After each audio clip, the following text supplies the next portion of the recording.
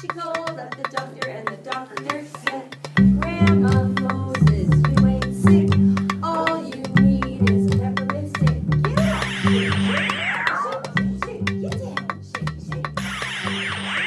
My mother always told me when I was being arrogant or adolescently dismissive about something that she or someone else cared about, but about which I did not care, that I would feel differently when my ox was being gored. She said this often, and I often found it annoying. It was a saying she picked up from a political science professor, and it basically means that you won't care about something until you have something at stake.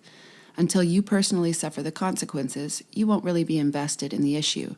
You won't care until your ox is being gored and not your neighbor's ox or some strange ox on TV. The truth is, I never really thought about childcare. I mean, I heard people complaining about the lack of availability of care and the extraordinary expense of it. Well, does our childcare system in BC need a complete overhaul? The childcare crisis in British Columbia is getting worse. We've actually moved from childcare crisis to childcare chaos. After my first maternity leave, I lucked out and found the dream daycare. She was unlicensed, but she was an elementary school teacher. She was staying at home with her kids, and she packed the day full of learning and outdoor fun and music, and I felt really good leaving my son with her. Her rate was expensive, sure, but with only one child in daycare, it was totally manageable. A friend of mine said to me, "You don't know how lucky you are," in that quavering, omen-like voice, and I really didn't. It was during my second maternity leave that I really began to see how serious the situation is here. Jen, my dream daycare lady, had gone back to work naturally, and I could find nothing for my daughter Jude.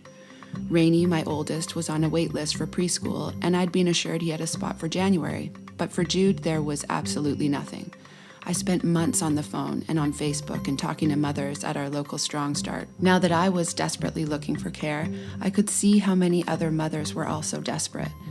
My healthy, rather privileged ox was getting gored, and all of a sudden, I became invested in the issue. I began to hear what a struggle it is for so many mothers.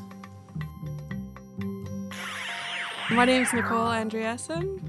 I live in Half Moon Bay, BC, 37 years old. I'm a full-time working mom of two. It's been a battle from the time we agreed to move. We found childcare before we moved. We were super excited because we heard it would be impossible. And about a month later, she called and said they were moving to Richmond.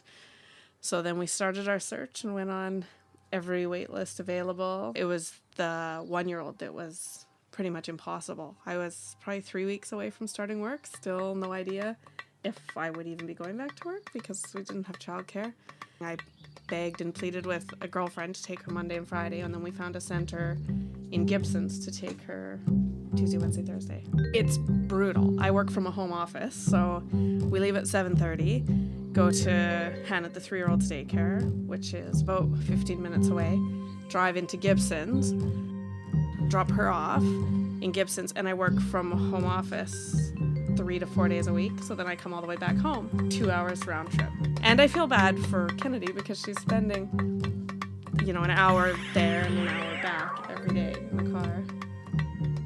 My name is Jihan. I have a son, Pascal, who is 2 years old in June. And I thought I would go back to work right away after he became 1 year old, but then, I didn't really realize in Sunshine Coast there are not many daycare to take care of him and my son, and I compare the money I make and spend money for daycare. It's not really worth it to send him to daycare, so I just stay home. But now I need to work. My name's Nikki. I'm a mom of two. Live on the Sunshine Coast. I only have a casual position. I basically need to work to gain seniority so that I can get a regular position. With both of them in care, I'm basically working to pay for the care.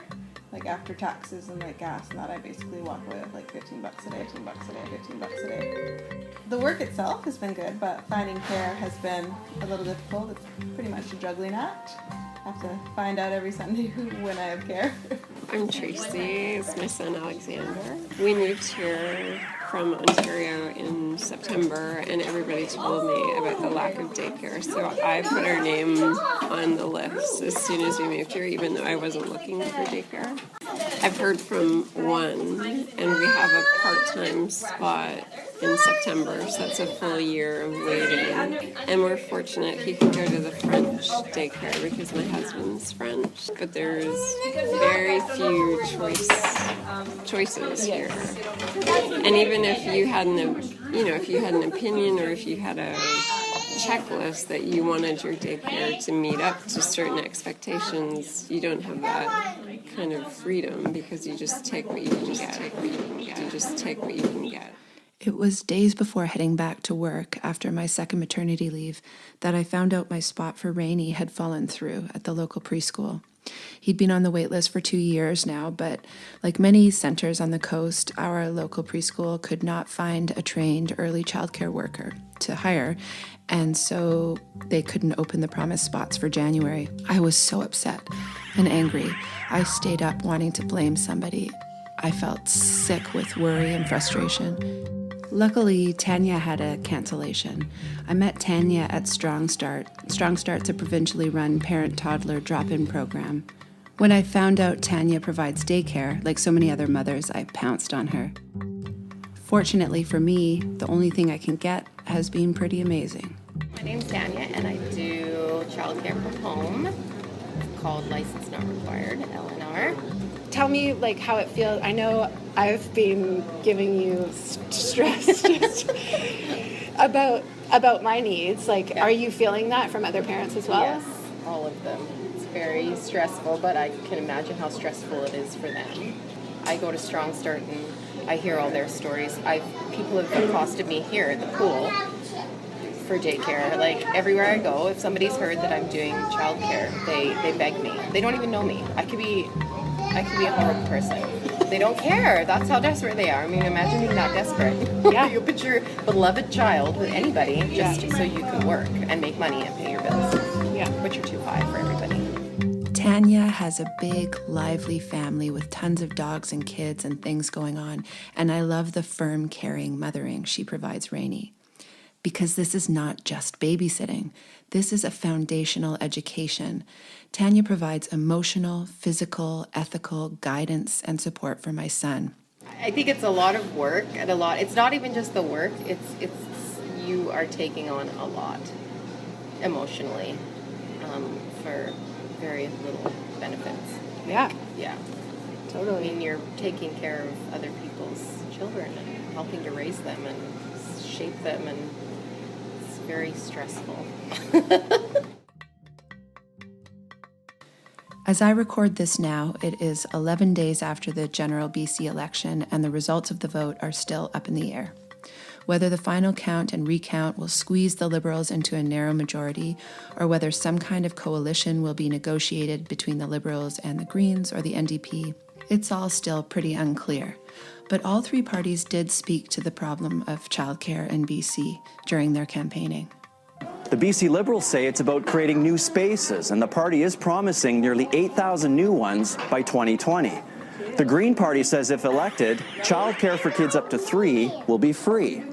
The NDP says the answer is $10 a day childcare to be implemented over 10 years. I spoke to the candidates of the three major parties in the Powell River Sunshine Coast riding. Kim Darwin of the Green Party talked about how long this problem has been going on. Childcare has been in place for so long, it's not funny. I remember I worked in a law practice, and I was working for negative money, and I had to keep my kids in unlicensed daycare. This is not a new problem. I asked Matthew Wilson of the Liberals why anyone would go into early childhood education given how expensive the 2-year program is and how little they can expect to make. Well, it's a good question, and I think the stats are showing people aren't going into it for a couple of reasons. One, locally, they can't get the training locally to be able to finish the courses. And then when they do finish it, if you're moving into a space where you're getting $11 or $12, and it's not easy work. Nicholas Simons of the NDP, who ended up winning the riding again with 51% of the vote, I shared some skepticism I'd been hearing among mothers I'd been talking to. You talk about $10 a day childcare. A lot of mothers that I'm speaking to say, oh, that sounds great, but there's no spaces. Yeah, no, that's part of the 10-year plan, is to create the space, to put capital investment in the creation of spaces. Spaces are an essential part of the $10 a day program. Education, spaces, and affordability. So the education is for quality care providers, spaces is for a place for them to work, and the affordability so families can make choices. Even after all the hopeful, encouraging, positive things all three candidates were saying about how they plan to deal with the childcare crisis, I left the meeting feeling frustrated and a little bit hopeless, to tell you the truth. It felt like a bunch of talk and politics. I felt like I'd been the only one in the room really pushing on this issue of early childhood care. Probably, maybe, because I was the only one in the room really dealing with it in that moment. My ox was getting gored in that moment. The other mothers and families had probably dealt with it in the past and were now on to dealing with other really important, vital issues to them. I don't fault anyone for that. That's how politics works. But given how long this problem has been going on in BC, I wonder if we'll ever accumulate the critical mass for change on this issue. Once my kids are in school, I'll be worrying about other things too. So do we just make do for 3 to 5 years? Hope the care we can find for our kids is going to be good enough? Or should we expect more for our children and for ourselves? All I know is that the mothers I spoke to for this podcast are really struggling. They're trying to get back to work right now. They're trying to find a good, safe, quality spot for their kids right now. And they're struggling with a real lack of choices. Yeah, I'd say it's stressful. Not only financially, but just like in general, stressful trying to find someone to watch my children that you trust and that you know they'll be safe. I want to have more selections. Yeah. When you talk about quality, I feel like we're in a situation where I don't want to complain about anything. I want to be the dream parent that just goes with the flow. I would have chosen or liked to have chosen a Montessori style daycare. I could have had flexibility with hours, days of the week. The choices were that much greater in a bigger community, but there isn't that choice here. I've kind of got someone lined up for September, but I don't know. We'll see.